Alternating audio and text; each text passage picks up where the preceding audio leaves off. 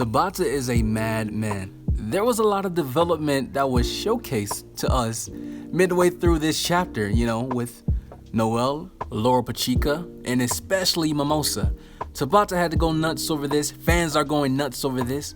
No pun intended, but you know what I mean. And it's funny that people are talking about this more than the end of this chapter where we see the promotion of Yuno, vice captain. Which is understandable, I get it. This chapter should have been named fan service, cause that's what it was. I mean, if people didn't like Mimosa then, they definitely gonna love her now. And Leo's height in this chapter, oh my gosh. This guy is a giant now. Let's not forget early on in the series, Leo and Asta were pretty much the same height. Now Asta is below his shoulder, and look, he got taller too. And I think this chapter, the main goal of it was to have a fun chapter and also show the development of these characters, and it definitely worked.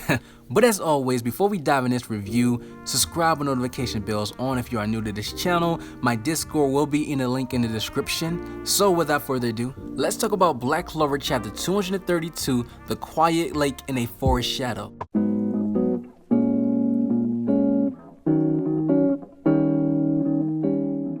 This chapter starts off where we see Loropechika congratulating everyone by occupying the village that was in the Spade Kingdom. And we see all the characters lined up in front of Loropechika, and the thing that this reminded me of, when Julius called a meeting with all the captains of the Clover Kingdom, had them lined up standing next to each other, this panel reminded me of them, because you have Luck, Asta, Leo, Mimosa, Noelle, and Finral all lined up like the captains of the Clover Kingdom. And the thing I loved about this is that you see the growth of each of the characters, and they look like they're going to be future captains or vice captains, and we know it's going to happen eventually, but I just couldn't help myself to see what's to come by looking at this panel. It was a lot of foreshadow right there. We also find out that Noelle's water magic is also helping the water spirit magic with her clones, setting up barriers around the village, just like the Heart Kingdom. And the queen talks about that since she's been afflicted with this curse by a demon, when she sends demon powers anywhere in the area, she can react to it very quickly. So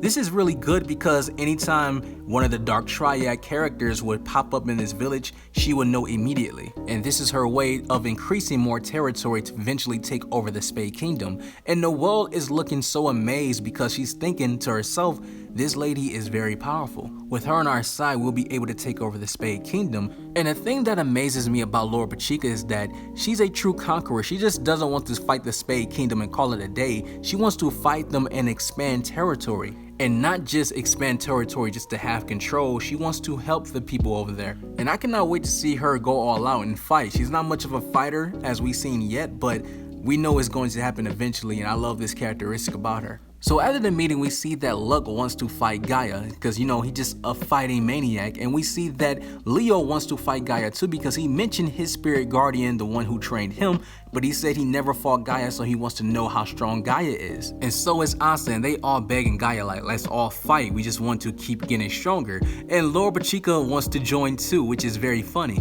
And Gaia mentioned that these guys been fighting all day, you guys need rest. But this lets me know that probably a lot of the characters train with different people, different spirit guardians, because Leo probably trained with a specialist in fire with true fire magic, and of course Luck trained with Gaia since they both have the same element. But it makes me curious, who did Asta train with, because he has no magic? But Gaia mentioned that since Asta was around them, being around them and learning things, he got stronger. So Asta probably had different people he trained under.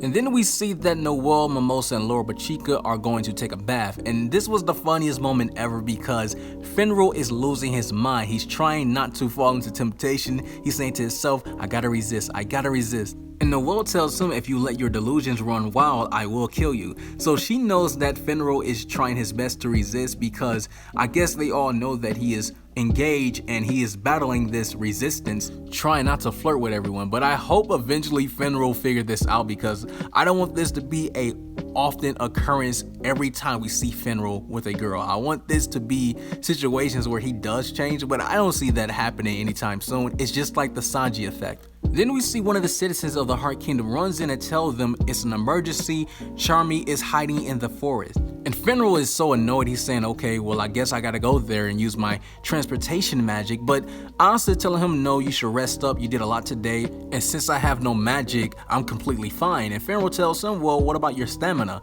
And Asta screams out Demon Slayer, and we see him jump on his Demon Slayer. And we see him ride his Demon Slayer just like the Silver Surfer. And this was a beautiful shot. This was probably the best panel of the chapter because Asta has come such a long way. Even Fenrir mentioned it. He said, just back then you couldn't even fly your own broom, and now look at you now. This was so amazing. Now we seen Asta fly back in chapter 229, the beginning of the time skip, I believe so, but it was more like a blur. We really didn't see any detail of how he do it, but he said by controlling his anti-magic, he can fly. So people are really confused how Asta can do this. I did make a video about Asta's next level power in the time skip, so I will leave a card up for that, but it's definitely explained in that video why he can fly. But to speak on it briefly, Asta's sensitivity of magic when he is in his Black Asta mode, that gives him the ability to fly. He can chase down magic. But I think what is happening now with this anti-magic, he's using it with his swords, and that sword is able to chase down magic within the area because the whole world is covered in magic. You know, mana is everywhere. So I think that's why Asta can fly. But that video is more detailed. And then we see the panel where everyone is going crazy over it in this chapter. You see Mimosa, Noelle, Loropechika are taking a bath, and Tabata was very detailed, showing each of their figures, and especially Mimosa. You know, this was very emphasized on Mimosa because we see Loropechika and Noelle saying like, wow, Mimosa, your chest got bigger. And Loropechika is grabbing Mimosa's chest saying, wow, astonishing. It is crazy. Because soon as this chapter dropped, I'm seeing fan art all over Twitter. All over, this was the first piece of fan art from this chapter. There was nothing else. There was no fan art of Yuno, there was no fan art of Asta, Leo. It was just all the girls. And of course you see that with the picture I'm using for this review.